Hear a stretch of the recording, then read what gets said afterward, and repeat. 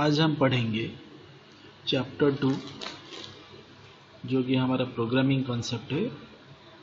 ये चैप्टर का अभी हमारा ये पार्ट 4 वीडियो है। ये पार्ट 4 वीडियो के अंदर हम देखेंगे algorithm, flow charts and some problems related to the algorithm and flow chart. Okay, तो पहले हम स्टार्ट करते हैं algorithm. Okay, so an algorithm is a finite set of instructions which is to be carried out in order to solve a particular task. Okay, then हम देखेंगे characteristics of algorithm. That means algorithm means it is some finite number of steps, some steps जिसको use करके हम algorithm मतलब programming लिखेंगे। Programming लिखने से पहले कुछ प्रोसीजर्स होते हैं, रफली कुछ प्रोसीजर को लिखा जाता है, वही रफली प्रोसीजर को लेकर हम प्रोग्रामिंग बनाते हैं। मतलब जैसे कि आप कोई भी रेसिपी बना रहे हैं, रेसिपी बनाने से पहले जो रफ में आप एक उसका जो स्केच बनाते हैं, क्या क्या आपको करना है, कौन सा प्रोसेस के बाद कौन सा प्रोसेस करना है, वो जो रफ लिस्ट बनाते हैं, वो रफ लिस्ट का काम जैसा है ये एल्गोरिथम का काम वही है। मतलब आप जो भी प्रोग्राम लिखेंगे, प्रोग्राम लिखने से पहले प्रोग्राम में आपको क्या क्या चीज़ ज़रूरत है, क्या क्या स्टेप्स ज़रूरत है, वो सब हम एल्गोरिथम में लिखेंगे। ओके, तो अभी हम देखेंगे what are the characteristics of algorithm. First characteristics is the input. That means हम एल्गोरिथम में मतलब प्रोग्राम के अंदर कुछ वैल्यू हमको इनपुट करना पड़ेगा। Okay, it should have one और मोर इनपुट्स। एल्गोरिथम में हम कुछ इनपुट करेंगे, प्रोग्राम में भी हम कुछ इनपुट इंफॉर्मेशन देंगे।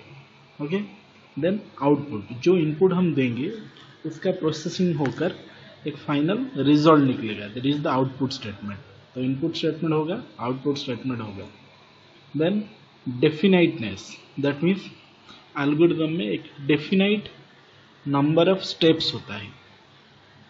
Every step have a unique number, step 1, step 2, step 3, step 4, ऐसे एवरी स्टेप का एक डेफिनेट नंबर होता है, यूनिक नंबर होता है। वो definite number of steps algorithm में होता है। देन फाइनाइटनेस, फाइनाइटनेस मतलब एल्गोरिथम में कुछ limited number of steps, finite number of steps होते हैं। ऐसा नहीं कि अनलिमिटेड नंबर ऑफ स्टेप्स होगा, 5 स्टेप, 10 स्टेप, 15 स्टेप, ऐसे number of finite number of steps होते हैं। ओके, देन इफेक्टिवनेस, इफेक्टिवनेस में एल्गोरिथम में हम जो भी स्टेप्स लिखेंगे वो स्टेप का कुछ स्पेसिफिक मीनिंग होना चाहिए और वो स्टेप को यूज़ करके कंप्यूटर कुछ पर्टिकुलर काम, कुछ टास्क कर पाएगा। ऐसा नहीं कि हम जो भी सेंटेंस लिख देंगे एल्गोरिथम में तो हो जाएगा, ऐसा नहीं। जो स्टेटमेंट लिखेंगे एल्गोरिथम में, जो इंस्ट्रक्शन लिखेंगे, वो एवरी इंस्ट्रक्शन का कुछ स्पेसिफिक मीनिंग होना चाहिए और वो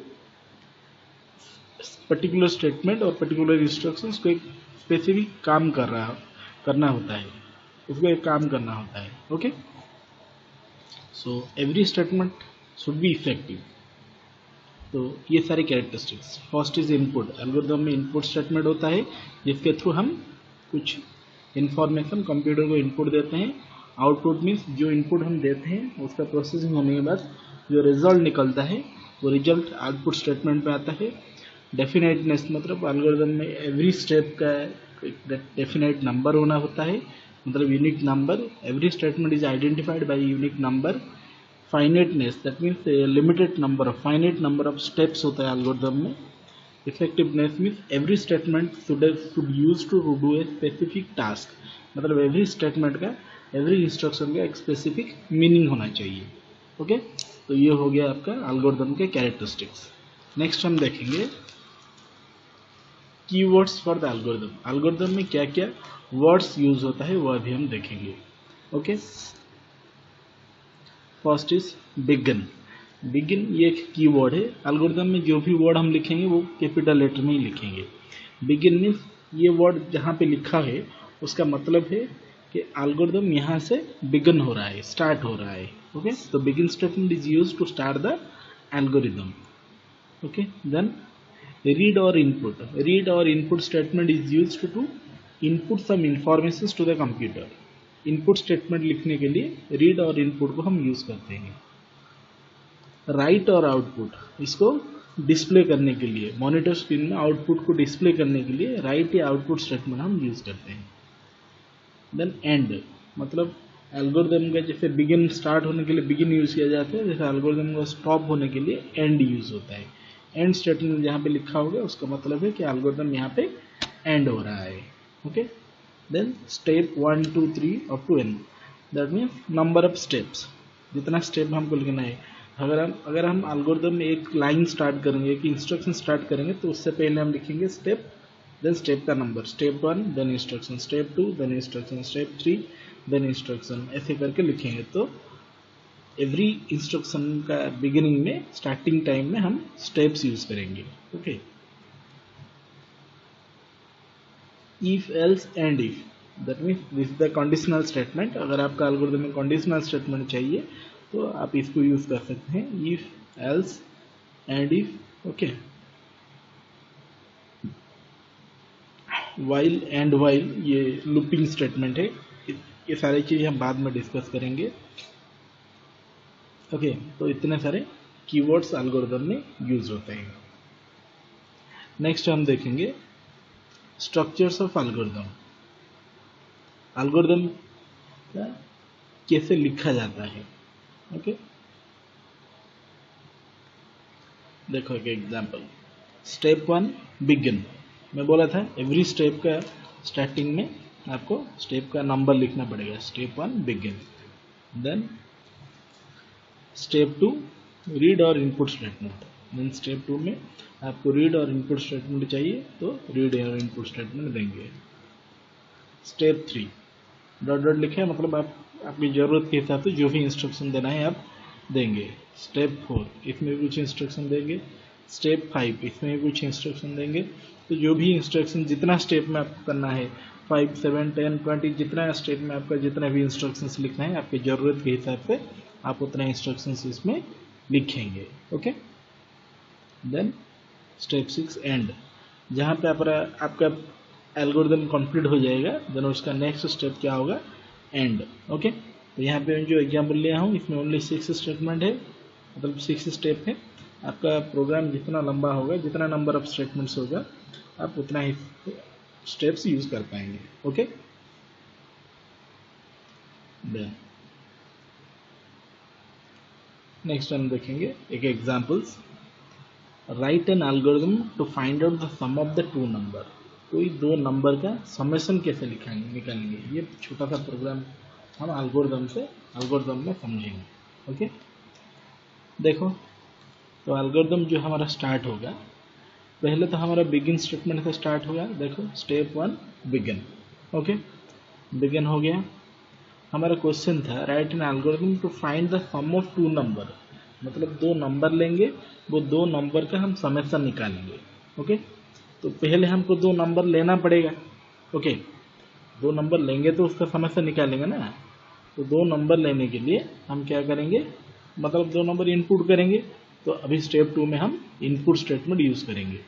okay, step 2 read A B, that means A B दो वेरिएबल है, जो वैल्यू हम इनपुट करेंगे, जो भी हम इनपुट करेंगे, जो दो नंबर इनपुट करेंगे, वो दो नंबर, एक नंबर ए में रहेगा, दूसरा नंबर बी में रहेगा। ओके, तो ये ए में बी में, तो ये हो गया हमारा इनपुट स्टेटमेंट। तो हमने ए बी दो नंबर दे दिया। अभी जो नंबर हमने दिया उसको सम करना है, ए प्लस बी को सम करेंगे। सम करने के बाद एडिशन होने के बाद जो आंसर आएगा वो आंसर को दूसरे कहीं पे वो स्टोर करेंगे। देखो sum equal to A plus B, तो सम भी एक वेरिएबल है जो कि डिक्लेयर हुआ है अभी। तो ए एंड बी में हमने जो वैल्यू दिया उसका समेशन होकर उसका जो रिजल्ट आया वो रिजल्ट कहाँ पे स्टोर हुआ, सम में। तो अभी हमारा काम खत्म हो गया, हमने सम निकाल लिया। अभी सम का आंसर SQM में है। तो अभी हमको क्या करना है, ये आंसर को मॉनिटर स्क्रीन में डिस्प्ले करना है। तो डिस्प्ले करेंगे तो आंसर पता चलेगा ना, मॉनिटर स्क्रीन में डिस्प्ले करना है। तो डिस्प्ले करने के लिए हम आउटपुट स्टेटमेंट यूज करते हैं। स्टेप 4 प्रिंट सम। तो आउटपुट स्टेटमेंट में हम प्रिंट कर सकते हैं, राइट लिख सकते हैं या फिर आउटपुट लिख सकते हैं, कुछ भी लिखेंगे। तो यहाँ पे लिखा गया है प्रिंट सम, दैट मीन्स यहाँ पे जो a प्लस बी होने के बाद जो आंसर आया वो सम में स्टोर हुआ था, तो प्रिंट सम करेंगे तो वो आंसर सम में जो है वो प्रिंट होके मतलब मॉनिटर स्क्रीन में हमको दिखाई देगा। ओके, देन हमारा एल्गोरिथम खत्म हो गया। अभी और कुछ भी लिखना नहीं है, हमने ना 2 नंबर इनपुट कर दिया, उसका एडिशन हो गया, देन सम भी हो गया। ओके, देन एल्गोरिथम को हम एंड करेंगे, स्टेप 5 एंड, तो एल्गोरिथम कंप्लीट हो गया।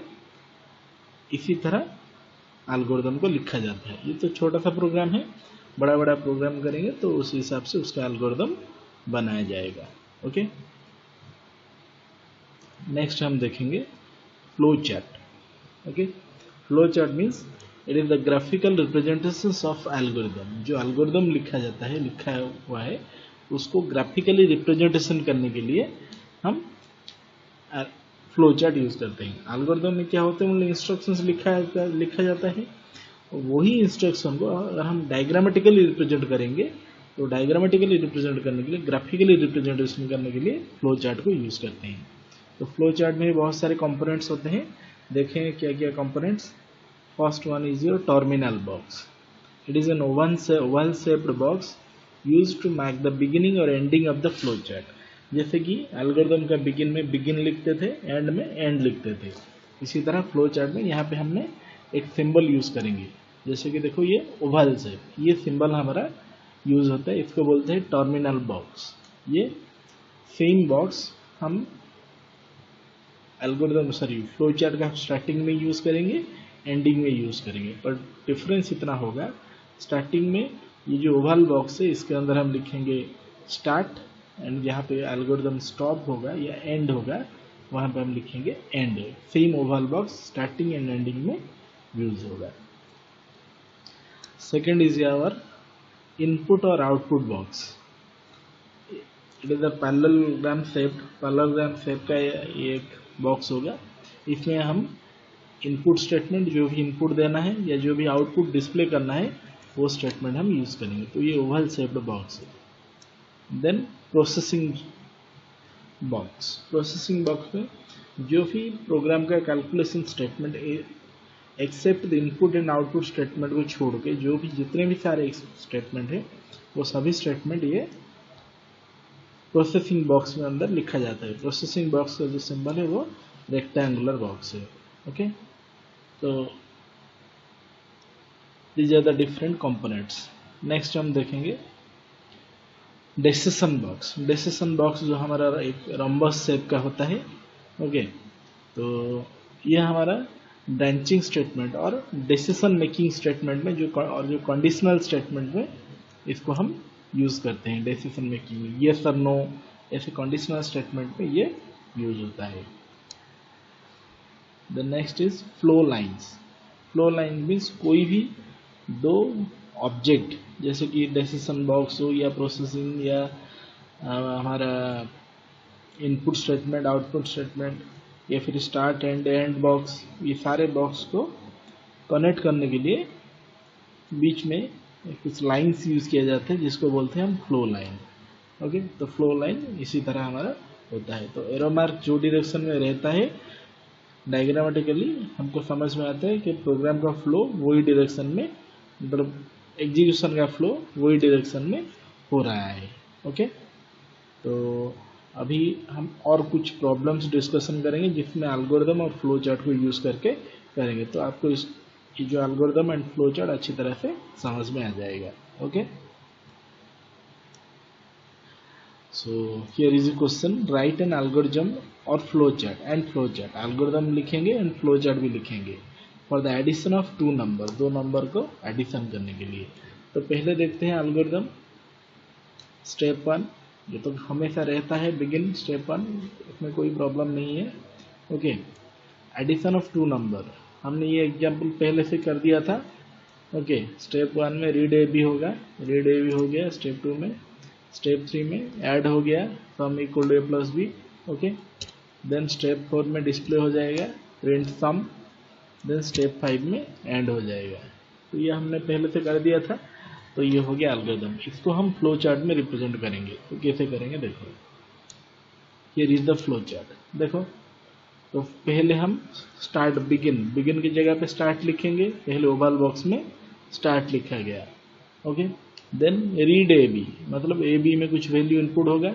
इनपुट स्टेटमेंट के लिए हम पैरेललोग्राम बॉक्स यूज करेंगे बोला था।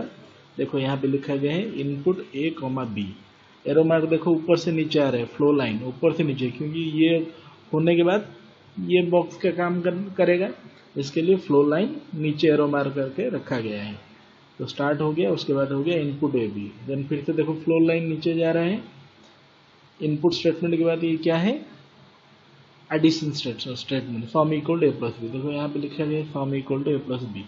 ओके, ये sum equal to A plus B मतलब ये प्रोसेसिंग बॉक्स है, मतलब ये नॉर्मल बॉक्स, यहाँ पे कैलकुलेशन होगा तो इसमें रेक्टेंगुलर बॉक्स यूज होगा। देन प्रिंट सम, देखो प्रिंट सम स्टेटमेंट सेम होगा, जैसे एल्गोरिथम में जो लिखा जाता है फ्लो चार्ट में वही लिखा जाएगा, पर ये सिंबल अलग अलग होगा। देखो ये आउटपुट स्टेटमेंट, इनपुट स्टेटमेंट में हमने रंबस यूज किया था, आउटपुट स्टेटमेंट में भी रंबस यूज करेंगे। देन फ्लो लाइन नीचे स्टॉप, अभी प्रोग्राम हमारा कंप्लीट हो गया।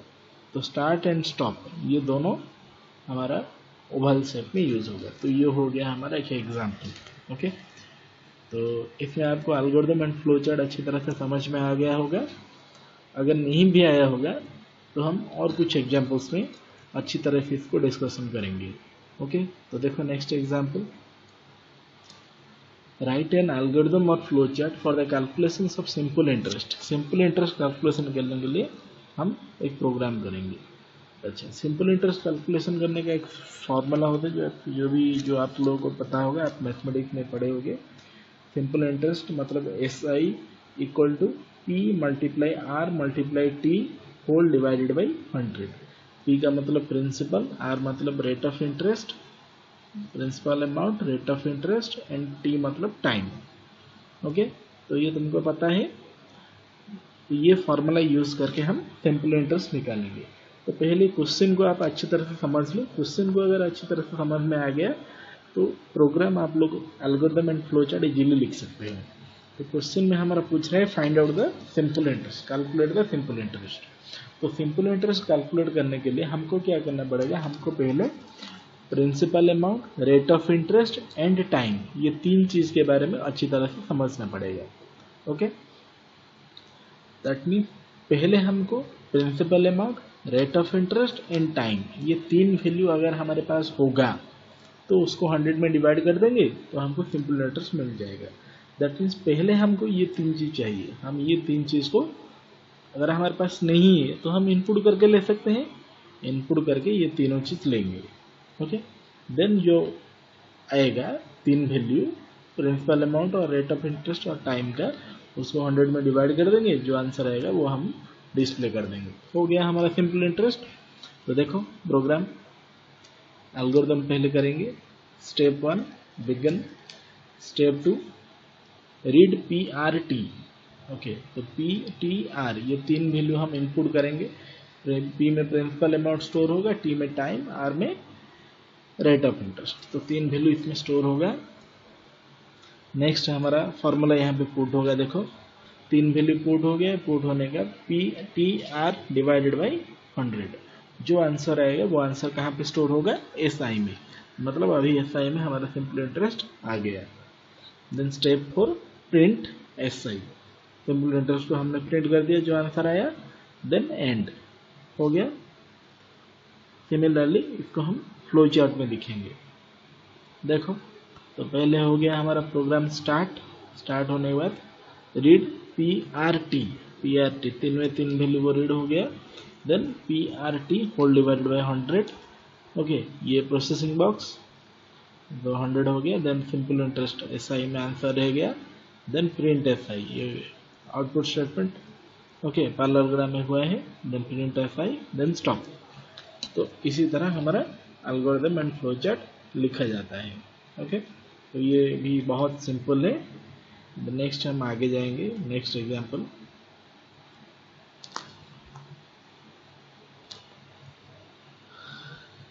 राइट एन एल्गोरिथम और फ्लो चार्ट फॉर द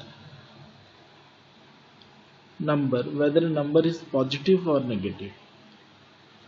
एक नंबर हम इनपुट करेंगे, वो नंबर पॉजिटिव और नेगेटिव है, हम उसको चेक करेंगे।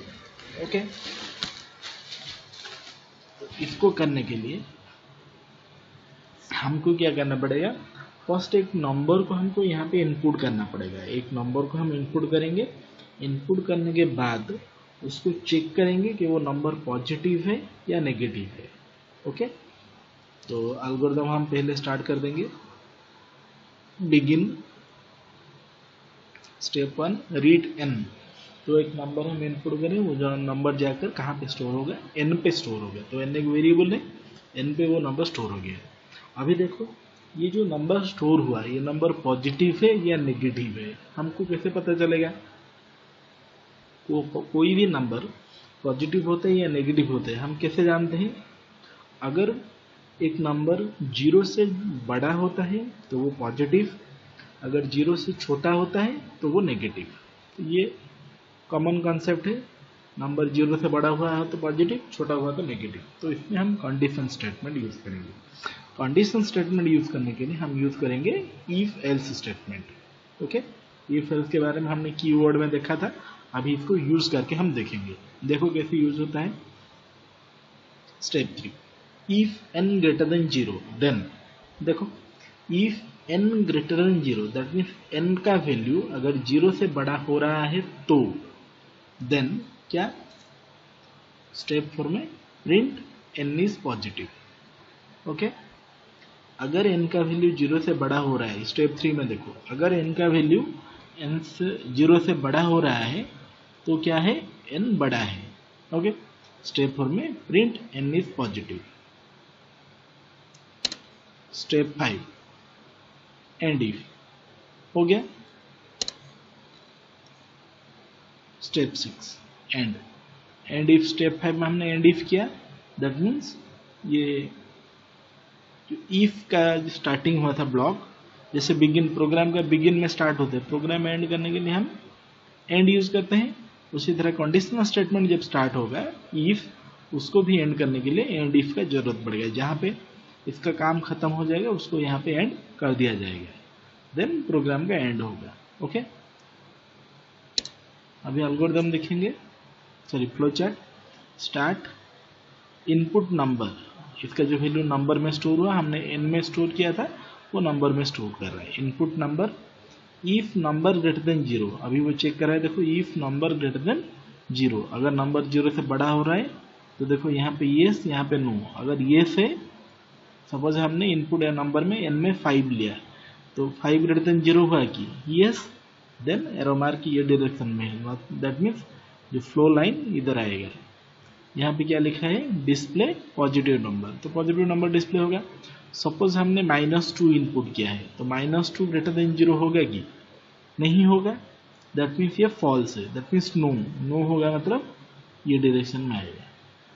ये लाइन कहाँ जा रहा है, नीचे जा रहा है, तो यहाँ से आकर ये नीचे चला जाएगा, दैट मीन्स एंड। अगर नंबर नेगेटिव हुआ तो कुछ भी मैसेज नहीं आएगा, डायरेक्ट प्रोग्राम एंड हो जाएगा। अगर ये पॉजिटिव हुआ, मतलब 0 से ज़्यादा हुआ, ये कंडीशन ट्रू हुआ, तो फ्लो लाइन ये डायरेक्शन में आएगा, आने के बाद नंबर डिस्प्ले होगा। ओके, तो ये कंडीशनल स्टेटमेंट का एग्जाम्पल। ओके, नेक्स्ट एग्जाम्पल देखेंगे। राइट एन एल्गोरिथम और flow chart for whether a number is even और ऑड, एक नंबर इवन या ऑड है वो देखेंगे। तो सिमिलरली प्रोग्राम स्टार्ट करेंगे, एल्गोरिथम, देन नंबर को रीड करेंगे। एक नंबर हम लेंगे, तो हमने एक नंबर अभी ले लिया, अभी हमको वो नंबर इवन या ऑड चेक करना है। तो जैसे हमने पॉजिटिव नेगेटिव के लिए प्रोग्राम किया था, सिमिलर प्रोग्राम इसमें करेंगे, पर इसमें थोड़ा चेंजेस होगा। तो पॉजिटिव मतलब कंडीशन किया था, नंबर अगर 0 से बड़ा हुआ तो पॉजिटिव, 0 से छोटा हुआ तो नेगेटिव। ओके, अभी इसमें हम क्या करेंगे, इवन और odd means if the number is divisible by 2, अगर एक नंबर 2 के साथ डिवाइड होता है तो वो इवन, और अगर 2 के साथ डिवाइड नहीं होता है तो ऑड। तो नंबर 2 के साथ डिवाइड हुआ कि नहीं हम कैसे पहचानेंगे, कैसे जानेंगे? अगर 5 2 के साथ डिवाइड होता है कि नहीं हमको कैसे पता चलेगा?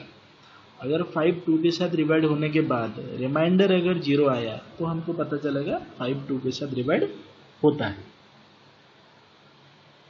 तो 5 को 2 के साथ हम डिवाइड करेंगे तो डेफिनेटली रिमाइंडर 2 2 जा 4 मतलब 1 आएगा। तो रिमाइंडर 0 नहीं हुआ, दैट मीन्स 5 2 से डिवाइड नहीं होता है। उसी तरह अगर हम 4 को 2 से डिवाइड करेंगे, 2 2 जा 4, रिमाइंडर 0, दैट मीन 4 हमारा इवन नंबर है, 5 इवन नंबर नहीं है। तो इससे हमको पता चलता है सेम कॉन्सेप्ट हम इसमें यूज करेंगे। देखो स्टेप 3 में क्या लिखा गया है, if n mod 2 equal to 0, मतलब n mod 2, n 2 के साथ डिवाइड होने के बाद मॉडुलस में क्या आता है, रिमाइंडर आता है। मैं बोला था अरिथमेटिक ऑपरेटर में n mod 2, that means n 2 के साथ डिवाइड होने के बाद जो रिमाइंडर आता है वो रिमाइंडर 0 के साथ इक्वल है या नहीं है। सपोज यहाँ पे 5 है, 5 mod 2, रिमाइंडर आएगा 1, 1 इक्वल टू 0, 1 0 के साथ इक्वल होता है कि नो, दैट मीन्स ये कंडीशन फॉल्स हो गया। तो फॉल्स होने जब फॉल्स हो जाएगा तो कुछ काम नहीं होगा। अगर हम n में 8 लेते हैं, 8 मॉडुलस 2, रिमाइंडर क्या आता है, 8 को 2 से डिवाइड करेंगे, रिमाइंडर 0 आता है। 2 4 जा 8, रिमाइंडर 0, तो 0 इक्वल टू 0 ट्रू होता है। ओके, तो उसी हिसाब से ये काम करेगा। अगर ये ट्रू हुआ, 8 हमने लिया था, तो ये अगर ट्रू हुआ तो क्या मैसेज आना चाहिए, print n is even number. n even number है मतलब 8 इवन नंबर है। अगर हमने यहाँ पे 5 लिया तो ये क्या हुआ, फॉल्स हो गया। फॉल्स होने के बाद वो क्या करेगा, स्टेप 4 में नहीं जाएगा, वो कहाँ जाएगा, स्टेप 5 में जाएगा।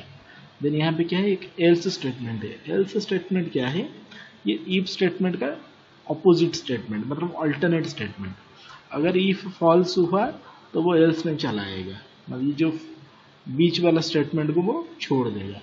अगर इफ ट्रू हो गया, इफ का जो कंडीशन वो सेटिस्फाई हो गया, वो ट्रू हो गया, तो वो इफ के बाद जो 4 स्टेटमेंट है उसके अंदर जाएगा, उसमें जो मैसेज लिखा है वो उसी हिसाब से काम करेगा।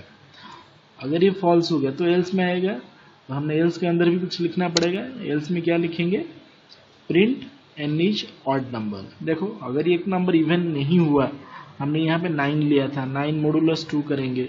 ओके, 9 मॉडुलस 2 0 रिमाइंडर क्या आता है, 0 नहीं आता है, तो 0 0 इक्वल नहीं होगा, दैट मीन्स ये कंडीशन फॉल्स हो गया। फॉल्स होने के बाद वो डेफिनेटली एल्स में आएगा। ओके, दैट मीन्स 9 अगर इवन नहीं हुआ तो वो डेफिनेटली ऑड ही होगा, तो इसके लिए यहाँ पे मैसेज लिखा गया n इज ऑड। अगर यहाँ पे हमने 8 लिया होता है, 8 मॉडुलस 2, रिमाइंडर 0 आता है, 0 इक्वल टू 0, यस इक्वल होता है, तभी ये मैसेज आ जाएगा कि n इज इवन नंबर। तो अगर ये इफ वाला कंडीशन ट्रू हो गया, इसके अंदर जो स्टेटमेंट है वो काम कर गया, तो उसको एल्स को आने की जरूरत नहीं है, वो एल्स को जाएगा नहीं, वो डायरेक्टली कहाँ पे जाएगा, एंड इफ में चला जाएगा। दैट मीन्स यहाँ पे हमको ये समझ में आता है, अगर इफ ब्लॉक काम करता है तो एल्स ब्लॉक काम नहीं करता है, अगर एल्स ब्लॉक इफ ब्लॉक काम नहीं करता है तो एल्स ब्लॉक काम करता है। Okay, end if then program end complete, then the algorithm. देखो algorithm start read N, okay, is n modulus 2 equal to 0, अगर येस होता है देन इसमें आएगा प्रिंट इवन, अगर नो होता है मतलब ये फॉल्स होता है तो then print odd. Odd print होने से भी स्टॉप में आकर कंप्लीट होगा, इवन प्रिंट होने से भी स्टॉप में आकर कंप्लीट होगा। ओके, द नेक्स्ट में जाएंगे, राइट एन एल्गोरिथम और flow chart to compare 2 number. कोई भी 2 नंबर को कंपैरिजन कैसे करते हैं हम एल्गोरिथम में करेंगे। Okay, begin. तो 2 नंबर कर लेंगे, उसको कंपेयर करेंगे, तो इसमें हमको पहले 2 नंबर लेना पड़ेगा। दैट मीन स्टेप 2 में read 2 number A B, 2 number लिया गया है। ओके, अभी इसको हम कंपेयर करेंगे। कंपेयर मतलब ए बड़ा है या बी बड़ा है, ऐसे कंपैरिजन करेंगे। देखो step, if A equal to B, मतलब ए इक्वल टू बी मतलब क्या है, ए बी के साथ इक्वल है या नहीं है। ए का वैल्यू बी का वैल्यू के साथ अगर सेम है, सपोज ए में 5 है बी में भी 5 है, तो दोनों इक्वल, तो अगर इक्वल होंगे तो ये ट्रू होगा। तो ट्रू होने से क्या मैसेज आएगा,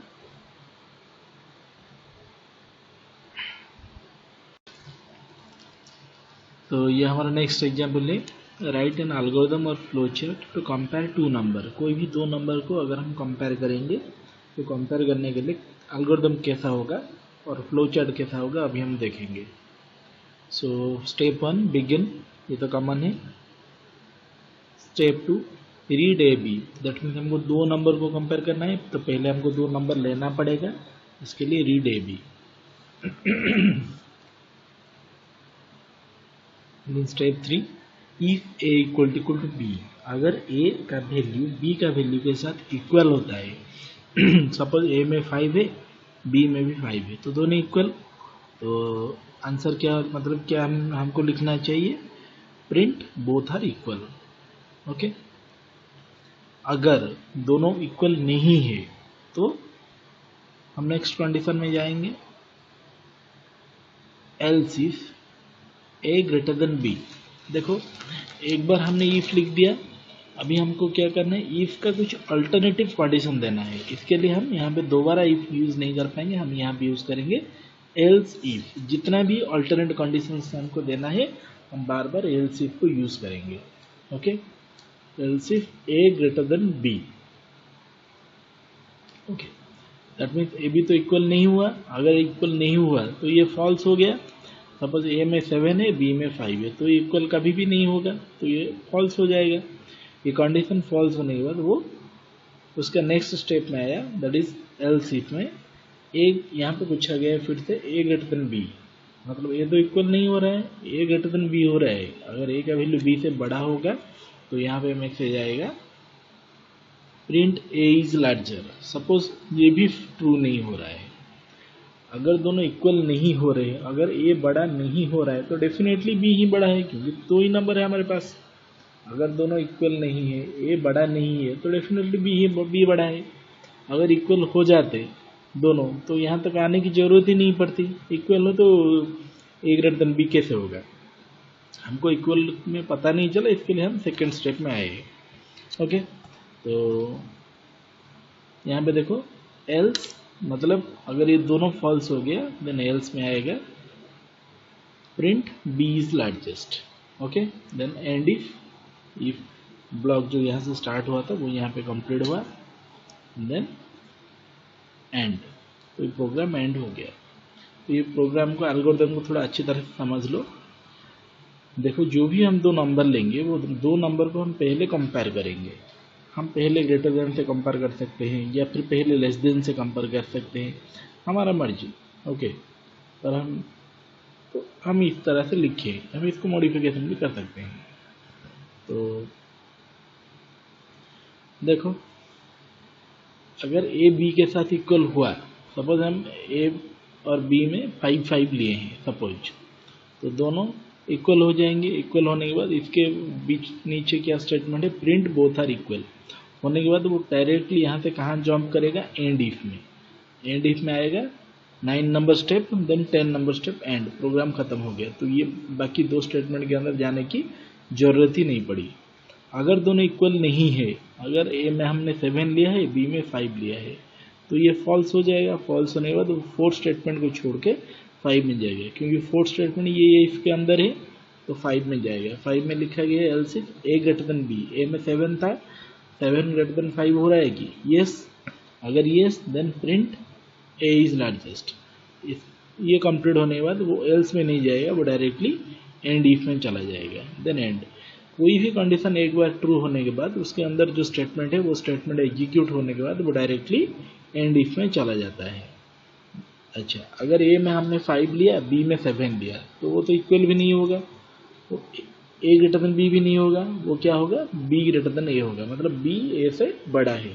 तो दोनों कंडीशन सेटिस्फाई नहीं किया, दैट मीन्स डेफिनेटली वो एल्स में आएगा। अगर कोई भी कंडीशन सेटिस्फाई नहीं होता है तो else is the alternative statement. तो एल्स को आ जाएगा, एल्स में लिखा गया है print B is largest. Okay, then end is end. Program खत्म हो गया। अभी एल्गोरिदम देखेंगे।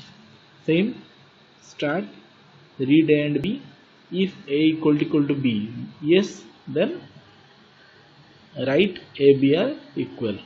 नो, अगर नो हुआ तो नीचे फिर से आ जाएगा, if A greater than B, yes write A is greater. अगर नो, ये नो हुआ, ये भी नो हुआ, तो definitely B is greater. Okay, then end. देखो ये स्टेटमेंट भी ट्रू हुआ, देन यहाँ पे देखो लाइन रेड कलर का आ गया है एंड तक। अगर ये भी ट्रू हुआ, देन यहाँ से red colour flow line and तक आया है। ओके, तो इसी तरह फ्लो चार्ट लिखेंगे। एल्गोरिथम अगर आपको अच्छी तरह से समझ में आ जाएगा तो flow chart is very easy. The next question, write an algorithm और flow chart to display the natural numbers from 1 to 100। 1 to 100 के बीच में जो नंबर है उसको हम डिस्प्ले करेंगे। कैसे? तो इसके लिए हमको तो कुछ भी इनपुट नहीं करना पड़ेगा, हमको तो पहले से पता है 1 to 100 तक प्रिंट करना है। ओके, कौन सा नंबर इनपुट करें, कितना नंबर प्रिंट करें, ये तो कन्फ्यूजन नहीं है। ऑलरेडी वो पहले से बोल दिया है कि आपको 1 to 100 तक प्रिंट करना है। ओके, तो बिगिन हमने स्टार्ट कर दिया।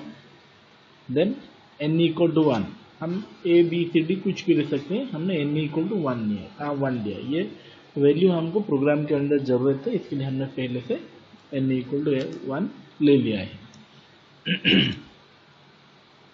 Then while n less than equal to 100, तो ये हमारा लूपिंग स्टेटमेंट हो गया। 1 to 100 मतलब रिपीटेडली हम कोई टास्क करेंगे तो उस वक्त हम लूपिंग यूज करते हैं। कंडीशन मतलब जो हम यूज करते थे if, else if, these are the single conditions. Looping में क्या होगा, आप अगर कोई पर्टिकुलर स्टेटमेंट को रिपीटेडली बार बार एग्जीक्यूट करना चाहते हैं तो इसको यूज करेंगे। देखो इसका यूज कैसे होता है हम ये एल्गोरिथम में अच्छी तरह से समझेंगे। तो n less than equal to 100, print n, then n equal to n plus 1, then end while, then end। Okay, तो देखो प्रोग्राम को हम 1 by 1 समझेंगे।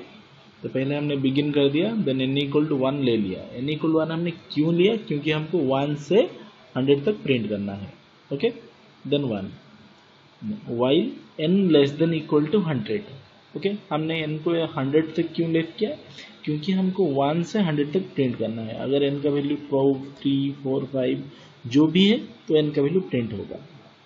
n का वैल्यू 100 से नीचे होना चाहिए। अगर n का वैल्यू 100 से ज़्यादा हो गया तो ये कंडीशन फॉल्स हो गया, दैट मीन वो प्रिंट हो नहीं पाएगा। ये जो कंडीशन यहाँ से स्टार्ट हुआ है, ओके, देन यहाँ पे जो एंड वाइल लिखा है यहाँ से यहाँ तक, मतलब स्टेप 3 से स्टेप 6 तक ये वाइल का ब्लॉक है। वाइल, जो वाइल लूप लिखा है WHIL, इसका ब्लॉक है। मतलब इसके अंदर जितना भी स्टेटमेंट, जो 2 स्टेटमेंट है स्टेप 4 स्टेप 5, वो इसके अंदर आता है। अगर ये कंडीशन सेटिस्फाई हुआ तो ये 4 और 5 स्टेटमेंट एग्जीक्यूट होगा। अगर ये फॉल्स हो गया तो वो नीचे आ जाएगा। देखो ये कैसे होता है। तो हमने n में पहले 1 लिया था, 1 लेस देन इक्वल 100 हो रहा है, यस। देन प्रिंट n, मतलब n का वैल्यू आप प्रिंट करो, मतलब कितना प्रिंट होगा, 1 प्रिंट होगा, 1 प्रिंट हो गया। Then n equal to n plus 1, तो n का वैल्यू कितना हो गया, अभी ये 1 प्रिंट हुआ था, n में 1 था, तो n plus 1, that means 1 plus 1 कितना हुआ, 2, तो n में रहा कितना, 2, ऊपर जाएगा। अभी एंड वाइल में नहीं जाएगा, ऊपर जाएगा। एंड वाइल में कब आएगा, जब कोई कंडीशन फॉल्स होगा। तो n का वैल्यू हो गया 2, 2 लेस देन इक्वल 100, यस, 200 से छोटा हो रहा है। प्रिंट n, मतलब 2 प्रिंट हुआ, पहले 1 प्रिंट हो गया था, अभी 2 प्रिंट हुआ। Then n equal to n plus 1, that means n में कितना था, 2 था, 2 प्लस 1 3, कहाँ पे स्टोर हुआ, n पे, तो अभी n का वैल्यू 3 हो गया। देन ऊपर 3 less than 100, yes, print n, मतलब print 3। Then n plus 1, 3 plus 1 4, n में जाकर स्टोर होगा, तो n का वैल्यू हो गया 4। देन ऊपर 4 less than 100, yes, then print n, मतलब प्रिंट 4। तो इसी तरह 1 2 3 4 5 6 करके अप टू 100 तक प्रिंट हो जाएगा। जब 100 प्रिंट होगा, सपोज n का वैल्यू 100 हुआ, प्रिंट 100, मतलब प्रिंट n, मतलब प्रिंट 100 प्रिंट हो गया। देन 100 प्लस 1 कितना हुआ, 101, ऊपर जाएगा। 101 लेस देन 100 की, लेस देन इक्वल 100 की, नो 101, 100 से लेस नहीं हो रहा है, इक्वल भी नहीं हो रहा है, तो अभी ये कंडीशन फॉल्स हुआ। देन कहाँ पे जाएगा, end while, then end while के बाद एंड, प्रोग्राम खत्म हो गया। तो उससे पहले हमारा 1 से 100 तक प्रिंट हो गया। Okay, let have a look on the flow chart. Start n equal to 1, then condition। Okay, 1 के बाद condition, if n less than equal to 10 then yes, अगर yes हुआ देन राइट n, मतलब प्रिंट n प्रिंट करो, then ऊपर जाओ n plus 1, फिर से यहाँ आएगा, n का वैल्यू 2 हुआ, फिर से condition 2 less than equal 100 yes, then write n, मतलब n का वैल्यू प्रिंट होगा, मतलब 2 प्रिंट होगा, देन n प्लस 1, n का वैल्यू कितना हुआ अभी 3 हो गया, 3 less than equal 100, then write 3, then 4, 3 plus 1 4, 4 less than 100 yes, then write 4, then 4 plus 1 5, 4 less than 5, sorry 5 less than 100. Okay, so this process will continue till 100. Then when 100 will print, then after 100 plus 1 equal to 101, then 101 less than 100, no, this is false। अगर ये false मतलब no हो गया, then कहाँ आएगा, stop में, stop में आ गया तो प्रोग्राम कंप्लीट। ओके, तो और एक एग्जाम्पल देखेंगे। This is the last example. Write an algorithm or flowchart to find the factorial of a number। आप पहले फैक्टोरियल को अच्छी तरह से समझ लो। Factorial of a number means अगर कोई भी नंबर का हम फैक्टोरियल निकालेंगे तो वो नंबर को टिल 1 तक डिक्रीजिंग ऑर्डर में मल्टीप्लाई करते जाएंगे, जो आंसर आएगा वो होगा उसका factorial. Let's have a example. Suppose हमने 5 लिया, तो 5 का फैक्टोरियल निकालेंगे। 5 का फैक्टोरियल क्या होगा, 5 multiply 4 multiply 3 multiply 2 multiply 1, okay, till 1 तक मल्टीप्लाई करेंगे, जो आंसर आएगा वो होगा उसका फैक्टोरियल। तो अगर हम 5 लेंगे तो डेफिनेटली उसका फैक्टोरियल होना चाहिए 5 multiply 4 multiply 3 multiply 2 multiply 1, that means 120। 5 4 जा 20, 23 जा 60, 62 जा 120, 121 या 120, that means answer is the 120। तो वो नंबर को हमको इतना प्रोसेस में मल्टीप्लाई करना है। अच्छा देखो, step 1 begin, step 2 read n. एक नंबर हम लेंगे क्योंकि वो पूछा है find the factorial of a number, of a given number, तो एक नंबर हमको लेना पड़ेगा। तो हमने एक नंबर लिया, then fact equal to 1। Fact एक वेरिएबल हमने लिया है जिसमें हमने 1 रखा है क्योंकि इसको हमें यूज करना है, ओके, बाद में। तो while n not equal to 0, तो n का जो वैल्यू हमने लिए हैं, n सपोज हमने 5 लिया, तो 5 को कितना तक मल्टीप्लाई करेंगे, अप टू 1 तक। तो इसके लिए हमने नॉट इक्वल टू 0 रखा है। अगर 0 हो जाएगा तो मल्टीप्लिकेशन खत्म हो जाएगा। देखो यहाँ पे fact equal to fact multiply n, that means हमारा फैक्ट में कितना है, 1 है, ओके। हम यहाँ पे 1 क्यों लिया, अगर हम यहाँ पे 0 ले जाएंगे तो मल्टीप्लाई 0 होने के आंसर 0 हो जाएगा, इसके लिए हमने ये फैक्ट को 1 लिया, ओके। देखो 1 मल्टीप्लाई n में हमने 5 लिया था, 5 मल्टीप्लाई फैक्ट मतलब 5 मल्टीप्लाई 1 इक्वल टू 5, तो फैक्ट का वैल्यू अभी कितना हो गया, 5। अच्छा, देन एंड वाइल आ जाता है, इसके लिए हम ऊपर चले जाएंगे। तो अभी n के साथ n फैक्ट के साथ मल्टीप्लाई हो गया। n का वैल्यू था 5, हमने लिया था 5 मल्टीप्लाई 5 मल्टीप्लाई 1 इक्वल टू 5, तो फैक्ट में 5 रह गया। अभी n equal to n minus 1, that means जो 5 का वैल्यू वो 1 रिड्यूस हो गया, दैट मीन्स अभी n का वैल्यू 4 हो गया। n में था 5 माइनस 1 4, तो n का वैल्यू हो गया अभी 4। देन एंड व्हाइल, मतलब नीचे नहीं जा सकते हम, अभी ऊपर फिर से जाएंगे। n का वैल्यू यहाँ पे 4 हुआ था, 4 greater than 0, yes, fact multiply 4। Fact में कितना था, पहले 5 था। आप इसको अच्छी तरह से याद रखो, 5 मल्टीप्लाई 4 कितना हुआ, 20, ओके। अभी फैक्ट में कितना स्टोर हुआ, 20। n का वैल्यू कितना था यहाँ पे, 4 माइनस 1 3, ऊपर जाएंगे 3 not equal to 0, yes. Okay, fact में कितना था 20 इंटू 3 60। ओके, तो n का वैल्यू था 3 माइनस 1 2, तो n का वैल्यू हो गया अभी 2 not equal to 0, yes. Fact में कितना था 60 इंटू 2 120। ओके, देन n में कितना था 2 माइनस 1 1, ऊपर जाओ 1 नॉट इक्वल टू 0, यस। 1 0 के साथ इक्वल नहीं है।